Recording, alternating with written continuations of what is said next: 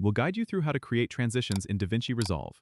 If you find this helpful, consider subscribing and liking the video.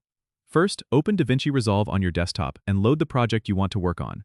Head over to the Edit page, which you can find at the bottom of the interface. On the Edit page, locate the media pool on the top left corner and make sure your video clips are already in your timeline. Look for the effects library on the top left, right next to the media pool. Click on it and you'll see a list of categories. Here, select the Video Transitions category. You'll find a variety of transitions like cross dissolve, blur dissolve, and more. To apply a transition, simply click and drag it between two clips on your timeline.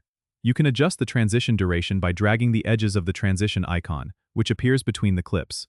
If you want to customize the transition further, click on the transition icon in the timeline to open the inspector on the top right.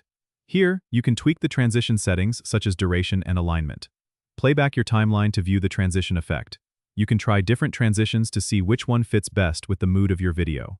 Remember, transitions can add a professional touch to your edits by providing smooth visual flows between scenes.